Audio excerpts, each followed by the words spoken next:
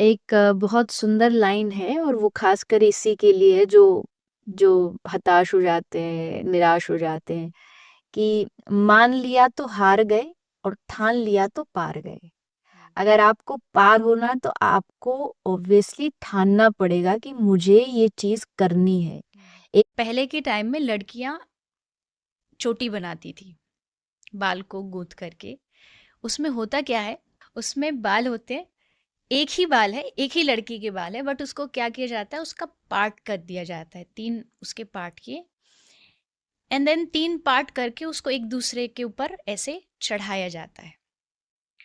बाल तो वैसे ही स्ट्रेट थे, बट उसको करके उसका थोड़ा सा और अच्छा बना दिया, उसको एक डिजाइन अच्छा बना दिया। राधा और कृष्ण एक है, लेकिन अब उस एक किसी ने बहुत सुंदर लाइन कही कि किसी को छूकर ही महसूस किया जाए जरूरी नहीं, एहसासों से महसूस करी, क्योंकि छू के तो आज तक किसी ने ईश्वर को भी नहीं देखा। लड़कियां इमोशनल होती हैं, थोड़ी ज्यादा होती हैं, पर उस इमोशनल होने का मतलब ये उनका कमजोरी नहीं है, ये उनका कॉन्फिडेंस को गिराने के लिए नहीं है। इमोशन हमें कई बार पावर भी देता है। जब आप इमोशनल होते हो तो वो आपको पावर भी देता है। तो अपनी क्षमता को पहचान करके लड़ना नहीं है किसी से, कोई तेज तलवार लेकर के हमको कोई समाज ऐसा बनाने नहीं जाना है कि नहीं हम नारी प्रधान देश है, हम ऐसा है, हम वैसा है। कंपैरिजन की जरूरत ही नहीं है। ये जो पुरुषों के साथ जो हम कंपेयर करते हैं अपने आप को, मुझे वो भी गलत लगता है कि भाई हम तो पुरुषों की बराबरी कर सकते हैं। आपको बराबरी की जरूरत ही क्या है? आप अपने आप में एक ऐसी जगह भगवान ने बनाई है, आप एक सृजन करता हो, मतलब आप एक नए भविष्य, एक वैश्य है वही बिजनेस कर सकता है।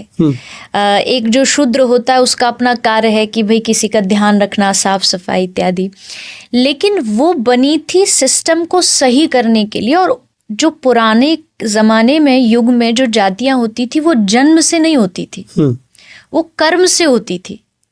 अगर आप एक ब्राह्मण घर में जन्म लेकर के भी अगर आप काम गलत कर रहे हो, आप नशा कर रहे हो, आप मांस खा रहे हो, तो आपकी गिनती शूद्र जाति में होगी, भले आपने शरीर का जन्म ब्राह्मण का ले लिया हो।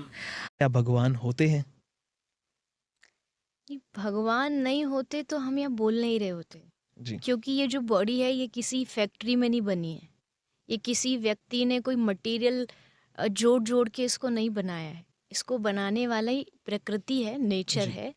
और अगर नेचर बना है तो नेचर बनाने वाला भी कोई है। मैं हमेशा एक एग्जांपल देती है, माइक है तो इट मीन्स इसकी कोई फैक्ट्री है जहाँ इसको बनाया गया है। ये लाइट है, इसकी कोई फैक्ट्री है जहाँ ये बनाया गया। तो इतना बड़ा ये मशीन थोड़ी ना ऐसी बन जाएगी, सत्य। इसको भी कोई बना रहा है। हवा भी चल रही है, इस हवा को चलाने वाला कोई है। ये पानी बह रहा है, ये धरती चल रही है, इसको चलाने वाला भी कोई है। एक साधु थे, वो नदी में जाते नहाने के लिए, सूर्य भगवान को अर्घ देने के लिए वो जैसे हाथ में पानी लेते ना, एक बिच्छू आके उनको काट लेता, काटता तो एकदम से उसको नीचे गिरते, फिर उसको उठाते कि ये मर ना जाए, उसको लेकर के बाहर लाने लगे, वो फिर काट देता, बार बार वो काटता रहा, वो उसको बचाते रहे। एक किनारे पर आदमी खड़ा था, उसने साधु से पूछा, बाबा ये बार बार आपको काट रहा है, आप फिर भी इसको बचा रहे हो? तो बाबा ने हंस के उत्तर दिया, इसका स्वभाव है काटना, ये अपना स्वभाव नहीं काट छोड़ रहा, मेरा स्वभाव है बचाना, तो मैं अपना स्वभाव क्यों छोड़ू? अगर सामने वाला गलत कर रहा है और मैं उसके लिए अपना जो स्वभाव है, अपनी जो अच्छाई वो छोड़ दूं, तो घाटे का सौदा है। इससे बड़ा घाटा कोई नहीं हो सकता। मैं अपनी अच्छाई बरकरार रखूं। तो इस दुनिया में कोई पैदा ही नहीं हुआ जो ये डिसाइड कर सके कि ये सही है और ये गलत है। महाभारत का युद्ध शुरू नहीं हुआ था तो अर्जुन और दुर्योधन दोनों कृष्ण के पास गए थे कि हमें आप बताइए कि आप हमें क्या बांटोगे, क्या दोगे। तो भगवान कृष्ण ने दो ही पार्टीशन किए, एक तरफ मेरी सेना, नारायणी सेना, और एक तरफ मैं कृष्ण। ऑप्शन दो दे दिए, अब चुनना आपको पड़ेगा। इससे